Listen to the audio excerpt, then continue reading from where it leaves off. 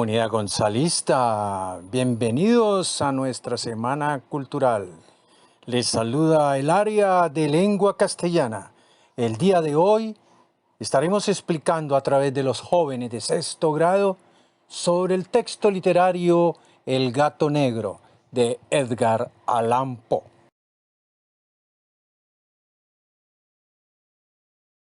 ¿Qué conoce del autor? Nació en enero de 1809. Fue escritor, poeta y periodista romántico. Muy reconocido como maestro por hacer cuentos de relato corto.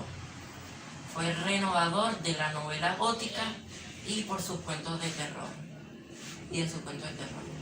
Edgar Allan Poe lamentablemente falleció el 7 de octubre de 1849. Sus cuentos con más éxito fueron El gato negro, El barril, El cuervo y Annabel Lee.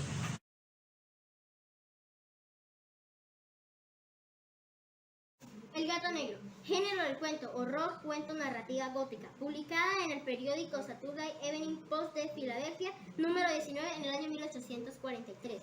Personajes. En este relato encontramos solo dos personajes. El protagonista, que tiene un trastorno de personalidad bastante notorio, y la esposa, que es amante de los animales.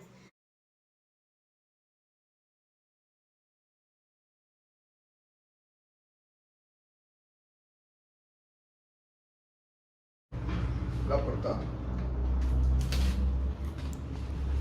Aquí vemos varios ambientes. Vemos la casa con varios animales. Aquí cuando ya estaba tomado y discutía mucho con la mujer y la regañaba y le pegaba. Y aquí cuando le sacó el ojo del gato.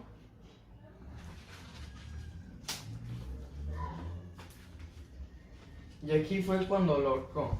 Cuando le quitó el ojo, en la mañana, en la noche, ellos durmiendo, en la mañana lo ahorcó al gato. En la noche, ellos durmiendo, se le incendió la casa. Viendo que los tres salieron, él, la esposa y el criado. Y él, por lo sucedido, nunca se le quitaba el gato de la cabeza. ¿Sí? Y en un día en la caverna consiguió a un gato que era igual. Y él se lo llevó para la casa. Y la esposa se encariñó mucho con el gato, pero a él le recordaba al gato que él mató. Y se sentía muy mal. Y al llegar el tiempo que él siempre lo miraba con odio al gato, y hubo un momento que no pudo más.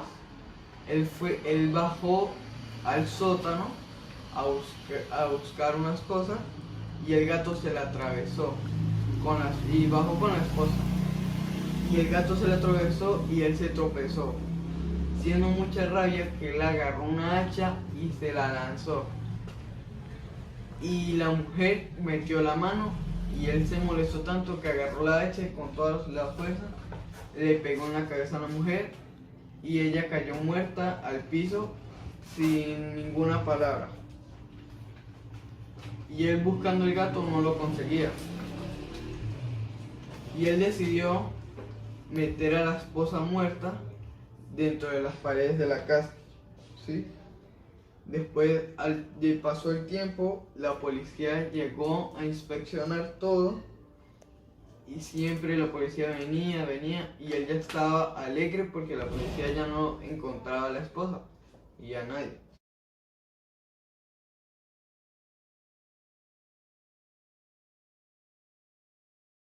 De Gabriel García Márquez, Crónica de una muerte anunciada.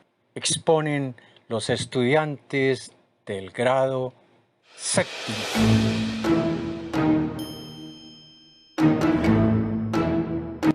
Buen día, mi nombre es Yandra Alexandra Barrios Reyes, de grado 7 de los 4. Hoy quiero saludar a los integrantes de la institución educativa Gonzalo Rivera Laguado.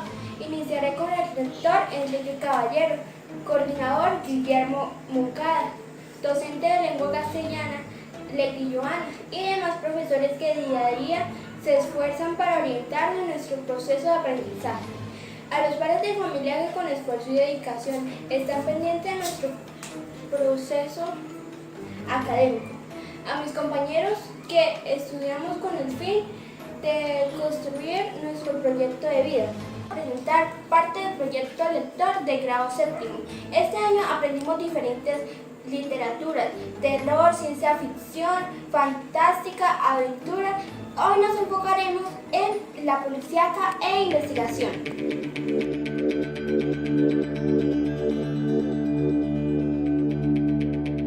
Hola, mi nombre es Ken Johnny Calderón Torres, soy del grado 704 y hoy seré quien les dé un resumen de la novela Crónicas de una muerte anunciada. Una novela hecha por el escritor colombiano Gabriel García Márquez. Fue publicada por primera vez en el año 1981 y fue integrada en la lista de las 100 mejores novelas de español en el siglo XX del periódico El Mundo. La novela representó un acercamiento entre lo periodístico, lo narrativo y una aproximación a la novela policial. La historia contada se inspira en un suceso real, ocurrido en 1951 en el municipio de Sucre, ubicada al sur del departamento de Sucre, en Colombia, del que el autor tomó la acción central, el crimen, los protagonistas, el escenario y las circunstancias, alterándolo narrativamente, pero sin descuidar nunca los datos y las precisiones obligadas en toda la crónica periodística. En un pequeño y aislado pueblo en las costas del Caribe se casan Bayardo, San Román, un hombre rico y recién llegado, y Ángela Vicario. Al celebrar su boda, los recién casados se van a su nueva casa, y allí Bayardo descubre que su esposa no es virgen. Inmediatamente Bayardo devuelve a Ángel Vicario a la casa de sus padres, donde es golpeada por su madre e interrogada por sus hermanos. Ángela culpará a Santiago Nazar, un vecino del pueblo. Los hermanos Vicario, Pergo y Pablo, obligados por la defensa del honor familiar, anuncian a la mayoría del pueblo que matarían a Santiago Nazar. Este no se entera sino minutos antes de morir. Los hermanos matan a cuchillazos a Santiago, después de pensarlo en varias ocasiones, en la puerta de su casa, a la vista de la gente que no hizo o no pudo hacer nada para evitarlo. Ahora vamos a ver la postura, a analizar las posturas de todos los personajes. Iniciamos con Santiago Nazar. Yo soy de grado 704. Hola familia gonzalista, yo soy Santiago Nazar, yo tenía la edad de 21 años cuando mi padre murió. Después de ese acontecimiento yo me vi obligado a cuidar a mi madre y a encargarme de la hacienda familiar Divino Rostro. Yo era un heredero árabe, también un hombre físicamente muy apuesto, con un espíritu alegre, entusiasmo, soñador, amable, formal, con un gran porvenir. Era considerado muy inteligente y hábil para los negocios. Igualmente pensaba contraer matrimonio con mi obra Dora Miguel. También me gustaba ser el centro de atención, de la mirada. Siempre fui perfeccionista, pues me gustaba mejorar lo que otros habían realizado antes. Como he mencionado antes, me hice cargo de la hacienda familiar, poniendo orden y cuidado a los caballos, como de igual modo a la maestranza de las aves, llegando a desenvolverme eficazmente, con la particularidad de que esto no me daría una fortuna. Sin embargo, esto me hizo madurar. Buen día, mi nombre es Ángela Vicario y soy la menor de la familia. No soy creyente, pero soy muy recatada. Respeto a los hombres y sabía lo que hacía en cada caso. Maduré después de lo ocurrido y me he vuelto ingeniosa. Aunque nadie me pueda sacar nada de lo que pasó aquella noche, ni qué pasó con Santiago, la versión que maneja este pueblo es que yo estaba protegiendo a alguien a quien amaba de verdad, muy indecisa a la hora de tomar decisiones por mí misma, ya que mis padres me impusieron un novio, que era Bayardo San Román.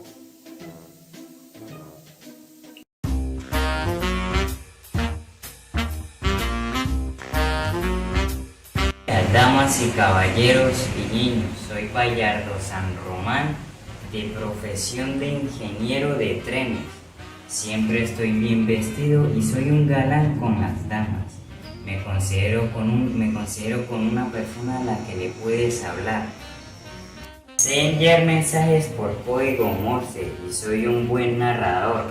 Tenía dinero y me gustaban mucho las fiestas ruidosas y largas. Siempre he sido de buen bebedor y enemigo de los juegos de mano. Soy honrado y de buen corazón. No me gustan los engaños y por eso devolví a mi esposa en plena luna de miel, porque ella me mintió.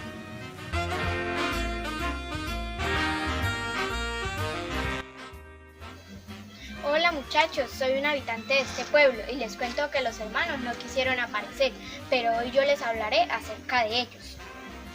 Estos dos hombres, Pablo y Pedro, son hermanos gemelos de Ángela y son encargados de devolver la honra robada a la familia Vicario.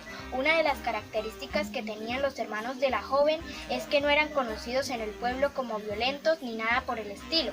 En momentos podían haber sentido ira por alguna cosa, pero no para llegar a ofender o asesinar a otro. Por su parte buscaron que otros hicieran el trabajo que finalmente tuvieron que hacerlo ellos mismos. Cabe resaltar que el carácter de Pablo era pasivo, dependiente y lógicamente Pedro lo manipulaba a su conveniencia. Este era de un carácter agresivo y dominador, el cual representa fielmente al tradicional machista. No obstante, en el pueblo ambos poseían el negocio de criar cerdos y en consecuencia trabajaban como carniceros. Esto les llevó a ser expertos en el uso de cuchillos y fue con este método de carnicería que asesinaron a Santiago Nazar. Esto fue muy terrible y doloroso para todo el pueblo. Hay más personajes, pero hoy lo dejaremos hasta aquí. Gracias por su atención y espero que les haya gustado lo que hemos aprendido en este año escolar. Del mismo autor, Gabriel García Márquez, colombiano, el grado octavo trabaja los 12 cuentos peregrinos, especialmente El avión de la Bella Durmiente. Buenos días compañeros, hoy les vengo a traer el análisis de la obra literario de la obra El avión de la Bella Durmiente, en cual hace parte del libro 12 cuentos peregrinos de Gabriel García Márquez. Este es una historia contada desde el punto de vista de un hombre, es decir, en primera persona, y como su título lo dice, narra el viaje de avión de una mujer que solo duerme y no sabe nada a su alrededor. La problemática del cuento es ese deseo que el hombre tiene de conocerla, pero no se atreve a hablarle, y de cómo ella solo duerme sin importarle nada más. Este cuento hace reflexionar sobre los amores a primera vista y las dos opciones que existen en estos casos. Puede quedarse así para siempre, un amor fugaz, solo eso. Imaginarlo siempre las infinitas posibilidades de lo que pudo haber sido, o se puede intentar ir más allá y averiguarlo, no se sabe. El cuento de la Bella Durmiente fue escrito por el colombiano Gabriel García Márquez. Nació el 6 de marzo de 1928 en un pequeño pueblo de la costa atlántica de Colombia, llamada Aracataca. Gabriel García Márquez es criado por sus abuelos, asiste al Colegio San José de Barranquilla. Después de terminar su secundaria comienza a escribir una novela que en los principios titula La Casa. Luego viaja a Cartagena, donde ingresa la Facultad de Derecho y Ciencias Políticas de la Universidad Nacional de Bogotá. Publica en El Espectador su primer cuento, La Tercera Resignación. Deja la carrera de los derechos y se inicia en el periodismo. En 1991 da lugar a la publicación de 12 cuentos peregrinos. Su última novela fue Noticia de un secuestro, que parece más bien un reencuentro periodístico y por esto ha dejado un pequeño vacío a sus lectores. Para lograr el análisis de la obra vamos a identificar sus elementos.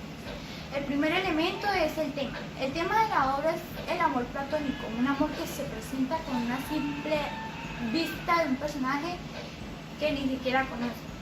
Porque hay un señor que se siente atraído por una mujer que viene al aeropuerto, pero ella no le presta atención, ya que esta solo va enfocada en su viaje.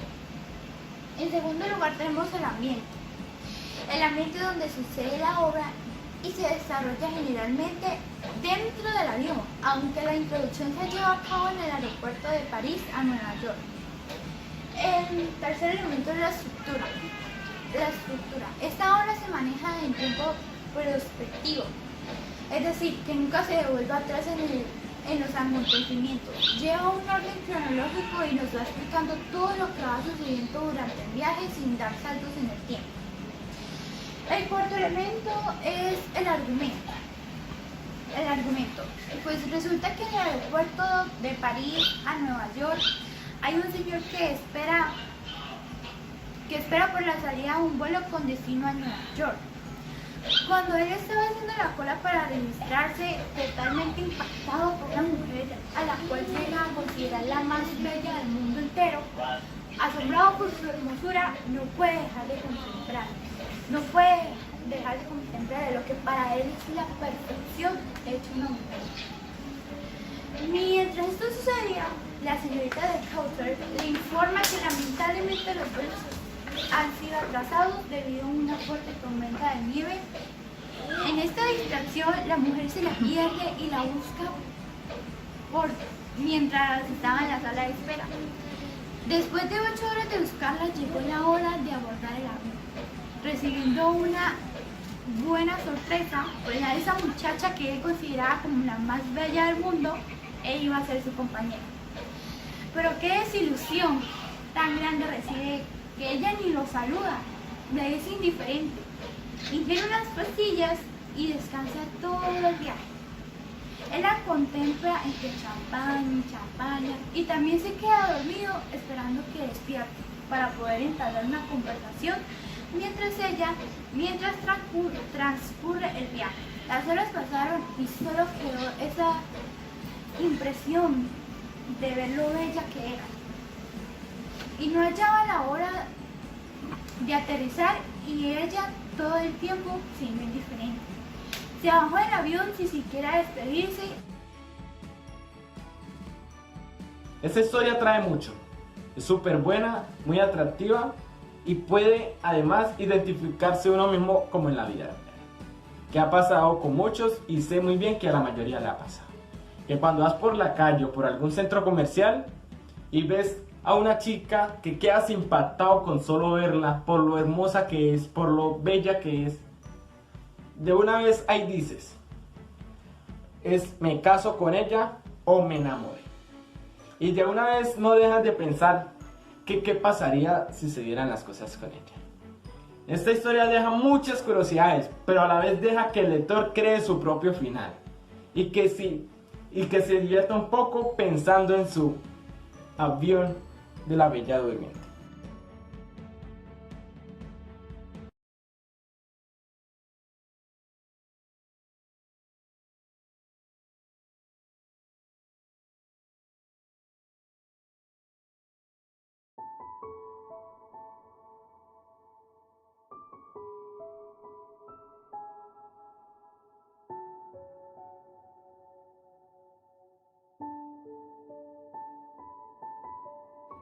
El paralelismo contrapuntístico como elemento estructural en la obra de Pedro Páramo de Juan Rulfo. Analizaremos el paralelismo contrapuntístico aplicando el contexto desde el punto de vista socioeconómico e histórico. Para nuestra investigación tomamos el contrapunto para su análisis como punto de partida al que se aplica el valor contextual de la obra, desde una perspectiva lexicográfica, lingüística y social. La obra de Juan Rulfo nació en 1918 en México. Publicó su primer libro de cuentos titulado El llano en llamas en 1953. Posteriormente publicó su obra maestra, la novela Pedro Páramo, que cuenta con más de 15 ediciones en español y en varios idiomas. La obra de Juan Rulfo parte de su hecho común de la vida campesina mexicana, a través de la cual nos narra la vida infrahumana del hombre del campo, mostrando con profundidad y sensibilidad la angustia del ser humano que lucha en un medio rudo y violento que lo margina de la sociedad urbana de fines del siglo XX. Aspectos fantásticos en Pedro Páramo. Juan Rulfo escribe su novela Pedro Páramo en un escenario que sería el infierno, visto por los ojos de los sufridos mexicanos. Escenarios que refleja el drama del hombre y de la mujer, siempre a un paso de la muerte, cuando no en la muerte misma. El autor optó por una solución compleja desde dentro del punto de vista artístico para estructurar la novela. Comala representa el infierno y estaría llena de horrores, pero el lector, al apreciarla, a Comala como un pueblo hermoso, lleno de fragancias, de luz, de vistosos panorama y de permanente paz.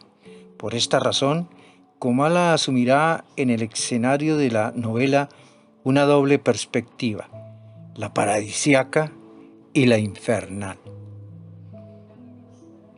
Veamos un texto donde percibimos la doble visión. Traigo los ojos con que ella miró esas cosas, porque me dio sus ojos para ver. Hay allí, pasando el puerto de los Colimotes, la vista muy hermosa de una llanura verde, algo amarilla por el maíz maduro. Desde ese lugar se ve Comala, blanqueando la sierra, iluminándola durante la noche. Y aquí donde se describe parte de lo maravilloso del paisaje de Comala. Pero en las siguientes páginas, nosotros como lectores descubrimos a Comala desde este punto de vista. Si esto no es nada, me contestó el otro, cálmese. Ya lo sentirá más fuerte cuando lleguemos a Comala. Aquello está sobre las brasas de la tierra, en la mera boca del infierno. Con decirle que muchos de los que allí se mueren, al llegar al infierno, regresan por su cobija. Entonces ahí tenemos un paralelo entre lo paradisíaco y el infierno. ¿Cómo está organizada la obra desde el punto de vista narrativo? La obra de Pedro Páramo está organizada en 63 micronarraciones o unidades narrativas.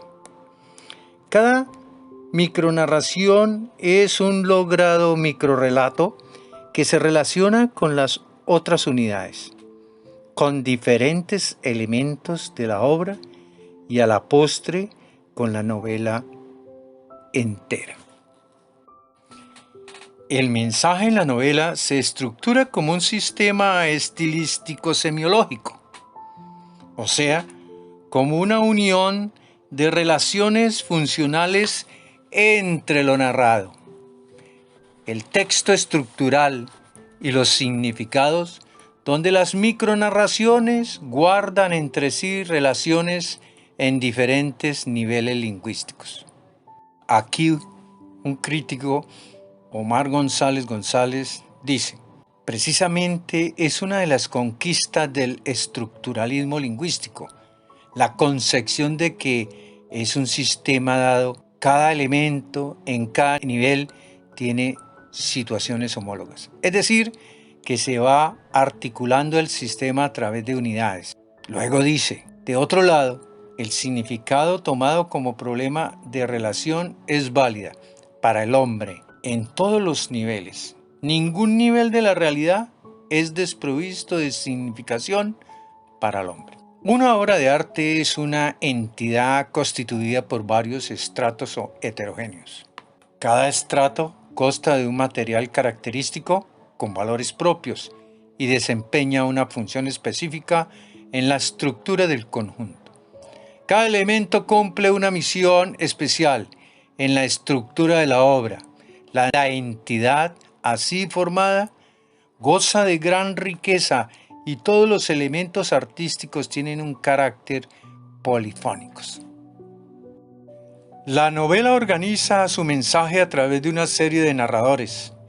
Juan Preciado, Pedro Páramo, Dorotea y Susana San Juan, en su papel de personaje. También podría agregarse a Eduviges, Damiana, el padre Rentería y su sobrina Ana, en un nivel distinto.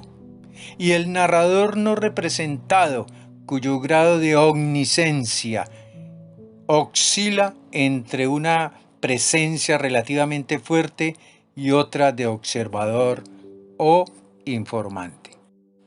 El argumento de la obra está constituido por un mosaico de piezas dispersas que lentamente se va uniendo, pues los flashbacks frecuentes interrumpen las marchas cronológicas, conduciéndonos ante un laberinto que al final de la narración sale victorioso.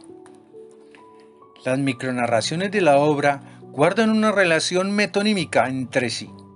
Así vamos comprobando que cada una de las micronarraciones de la novela funciona tras la contigüidad del sentido en todo el texto, llegando a una estructuración sinecdóquica. El procedimiento metonímico sinecdótico se va desarrollando a través de episodios sucesivos o de flashbacks, según sean los distintos microrrelatos. El fluir fragmentario de los recuerdos de algunos personajes se halla en forma retrospectiva de los hechos retrotraídos al presente. El tema de la culpabilidad se halla en casi todos los personajes, aunque en niveles diferentes. Y otra característica general de los personajes es la de hallarse a un paso de la muerte y sin esperanzas de salvación. Así vemos cómo Comala se halla envuelta en el rencor vivo del protagonista.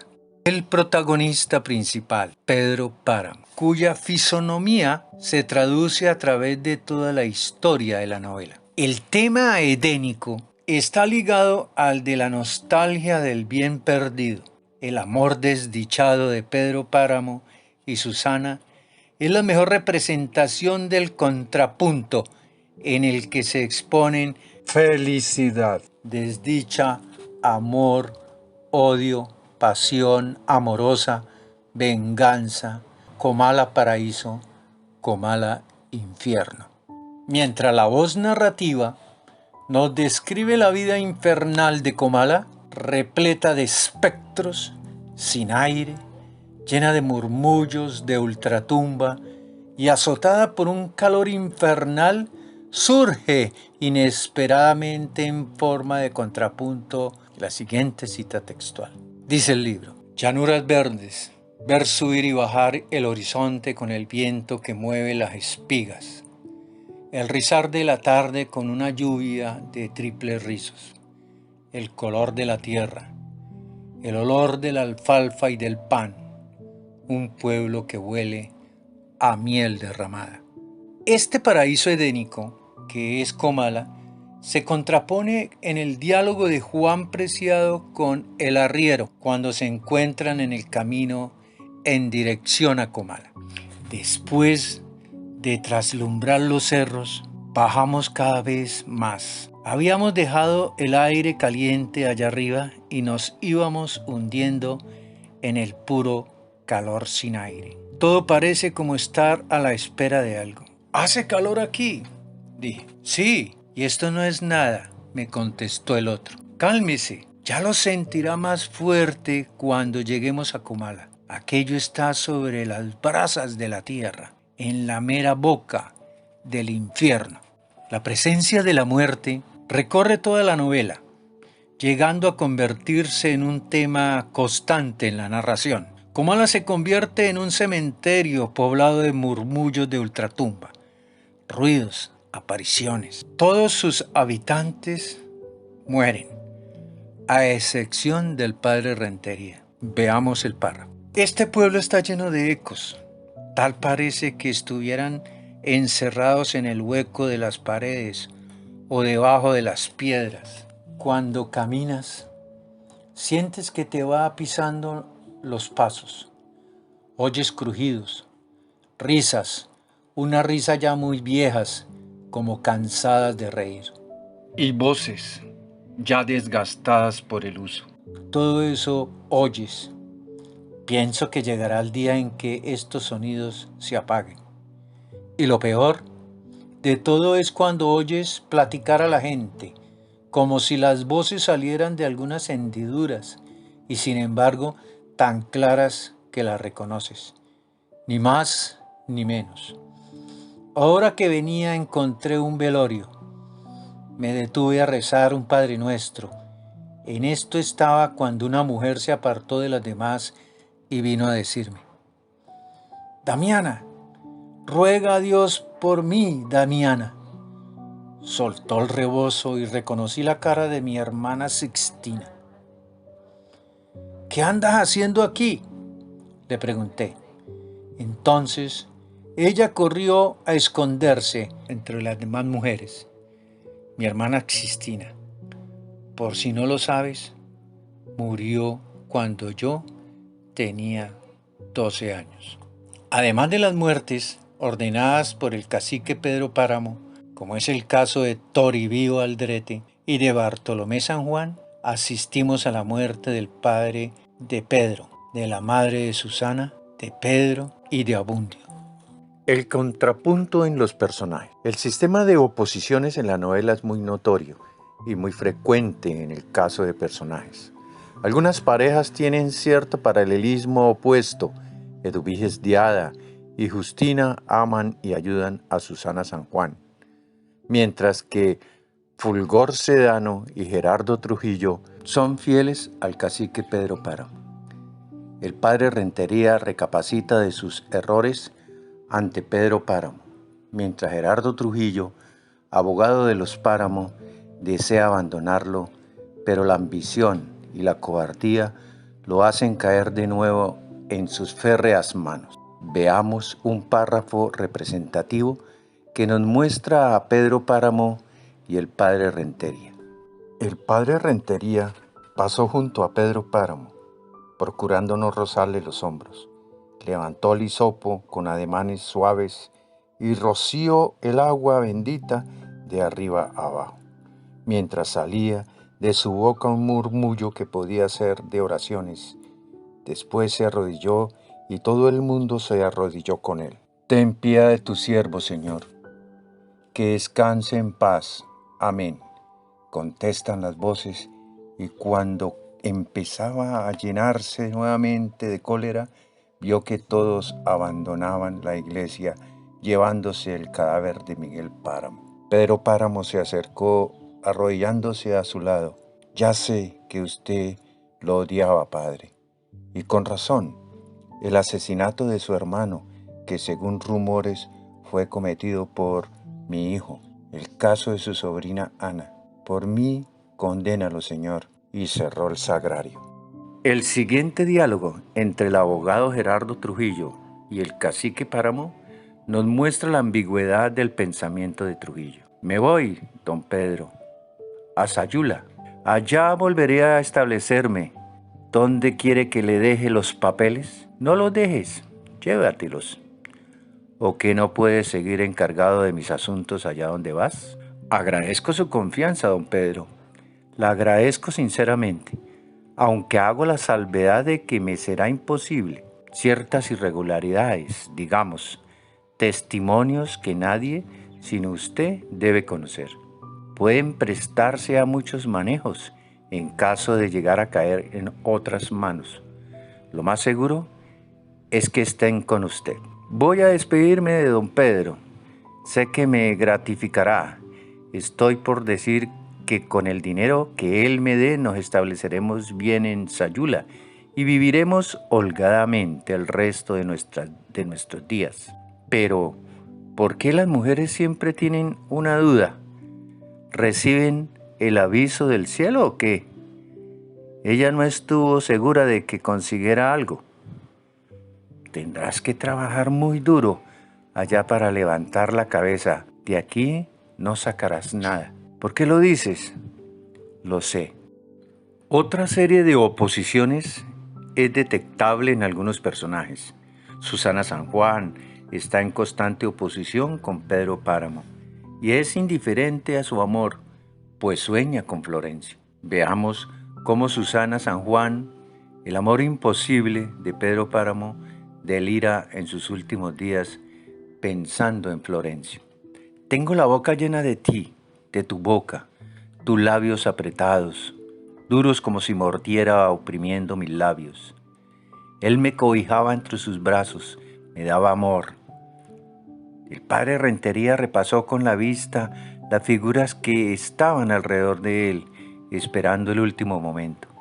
Cerca de la puerta, Pedro Páramo aguardando con los brazos cruzados, enseguida el doctor Valencia y junto a ellos otros señores. Más allá en las sombras, un puño de mujeres a las que se les hacía tarde para comenzar a rezar la oración de difuntos. En oposición a este delirio morboso de Susana, vemos la maldad de Pedro Páramo y su venganza por la muerte de Susana San Juan. La media luna estaba sola, en silencio.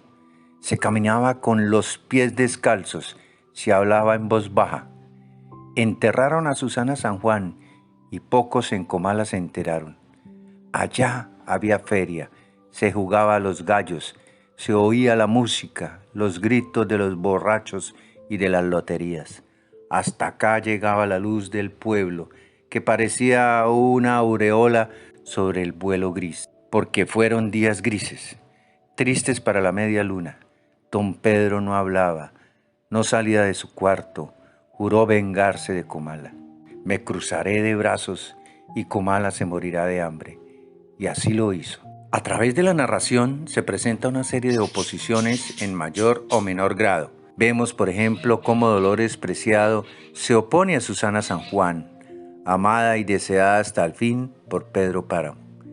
También observamos la oposición entre Juan Preciado, hijo de Dolores, y de Pedro Páramo, quien no lo reconoce. Se opone a Miguel, quien goza de la ayuda de su padre Pedro Páramo. El paralelismo se da también en el caso de algunas muertes. Pedro Páramo queda frustrado para siempre por la muerte trágica de su padre. Susana por la de su madre. Tanto Pedro como Susana han tenido una infancia mitad feliz y mitad llena de tristeza. Pedro Páramo sufre por la falta de amor de Susana. Esta por la dureza de su padre Bartolomé San Juan. Pedro Páramo sufre por la muerte trágica de su hijo Miguel, Susana por la muerte de Florencio. Este paralelismo es más complejo cuando se basa en la oposición.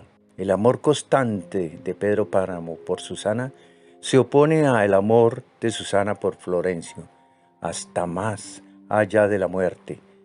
El rencor de Pedro Páramo por la muerte de su padre y de su hijo Miguel degenera en rencor contra toda Comala. El resentimiento de Susana por la muerte de su madre, por la mano dura de su padre en su infancia y posteriormente por la muerte de Florencio, da como resultado una rebeldía contra el mundo real, razón por la cual Susana se refugia en los frecuentes sueños. Pedro Páramo piensa románticamente en Susana. De ti me acordaba cuando tú estabas allí mirándome con tus ojos de agua marina. A centenares de metros, encima de todas las nubes, mucho más allá de todo, está escondida tú, Susana, escondida en la inmensidad de Dios, detrás de su divina providencia, donde yo no puedo alcanzarte ni verte y a donde no llegan mis palabras. Susana, por su parte, suspira por el amor de Florencio. Veamos lo siguiente. Se está muriendo de pena el corazón, piensa. Ya sé que vienes a contarme que murió Florencio, pero eso ya lo sé. No te aflijas por los demás, no te apures por mí. Yo tengo guardado mi dolor en mi lugar seguro. No dejes que se te apague el corazón. Señor, tú no existes. Te pedí protección para él, que me lo cuidaras. Eso te pedí, pero tú te ocupas nada más de las almas y lo que yo quiero ir viendo de deseos, estrujando el temblor de mis senos y de mis brazos, mi cuerpo liviano sostenido y suelto a sus fuerzas. ¿Qué haré ahora con mis labios sin su boca para llenarlos? ¿Qué haré de mis adoloridos labios? Aspectos socioeconómicos. Pedro Páramo es el prototipo de hacendado feudalista que existía en el estado de Jalisco, México, antes de la Revolución. Veamos un diálogo que nos describe sus propiedades. Mire usted, me dice el arriero, deteniéndose. ¿Ve aquella loma que parece vejiga de puerco? Pues detrásito de ella está la medialuna. Ahora volteé para allá. ¿Ve la ceja de aquel cerro? Véala. Y ahora volteé para este rumbo. ¿Ve la otra ceja que casi no se ve por lo lejos que está? Bueno, pues eso es la medialuna de punta a cabo, como quien dice. ¿Y es de él todo ese terrenal? Pedro Páramo heredó la medialuna de su padre, don Lucas, quien fue asesinado por un peón y dejó a su hijo traspasado de odio hacia la comunidad, que pronto aprendió a temerlo. Se inicia un periodo de tremendas represalias y Pedro Páramo consolida su poder económico, pero no logra sobreponerse al temor que le inspira la comunidad. Emplea el soborno y la falsificación de documentos públicos, desplaza linderos, anexa tierras a las suyas y utiliza la violencia. Un episodio que puede ilustrarnos sobre los métodos del gamonal Páramo para aumentar su capital es el de la muerte de Toribio Aldrete, personaje secundario de la novela.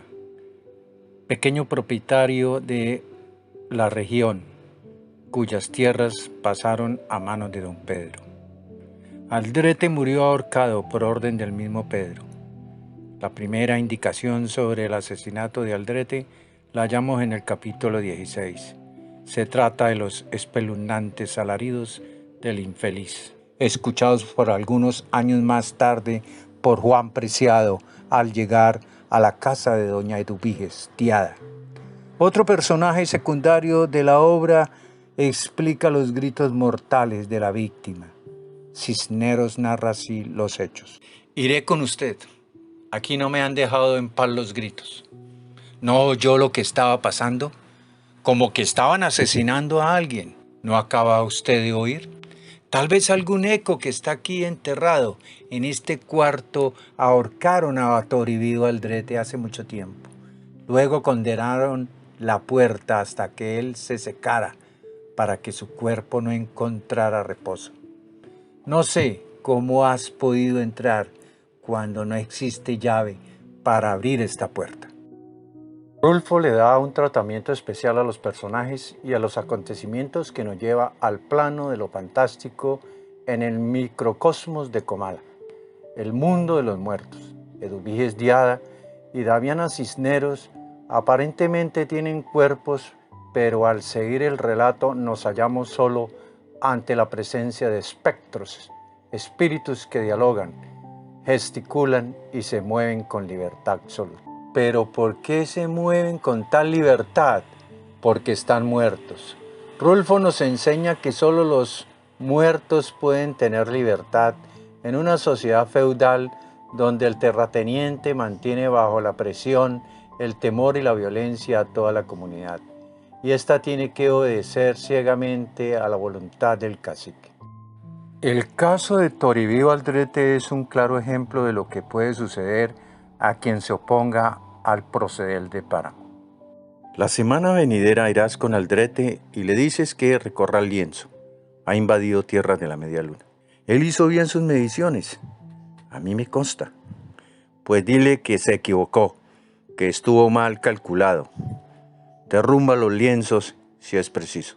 ¿Cuáles leyes, Fulgor? La ley de ahora en adelante la vamos a hacer nosotros. ¿Tiene trabajando en la Media Luna algún atravesado? Si hay uno que otro, pues mándalos en comisión con el Aldrete. Le levantarás un acta acusándolo de usufructo o de lo que a ti se te ocurra. Y recuérdale que Lucas Páramo ya murió, que conmigo hay que hacer nuevos tratos.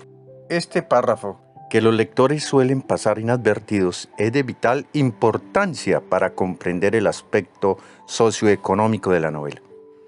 En él se revelan las intenciones siniestras del cacique de la Media Luna. Todo Comala será suyo. La narración prosigue en forma de diálogos cortos y el narrador nos entrega un capítulo de unas cuantas líneas en el que nos informa sobre el desenlace trágico del episodio de Aldrete. En este momento abrieron y él entró. «Pasa, Fulgor. ¿Está arreglado el asunto de Toribio Aldrete?» «Está liquidado, patrón. Nos queda la cuestión de los fregosos. Deja eso pendiente. Ahorita estoy muy ocupado con mi luna de miel». Posteriormente, el novelista nos entrega un segundo epílogo de la muerte del infortunado Aldrete. Te digo que a nadie se las ha vendido, pues son de Pedro Páramo. Seguramente él así lo ha dispuesto. ¿No te ha venido a ver don Fulgor? No. Seguramente mañana lo verás venir. Y si no, mañana cualquier otro día. Pues me mata o se muere, pero no saldrá con la suya. Requiescat in pax. Amén, cuñado. Por si las dudas. En este corto diálogo, el autor nos muestra con sutileza artística la problemática que a veces azota al campesino, no solo de México, sino de toda Latinoamérica, quien continúa bajo el látigo implacable del feudalismo, del terrateniente, al igual que en los tiempos medievales.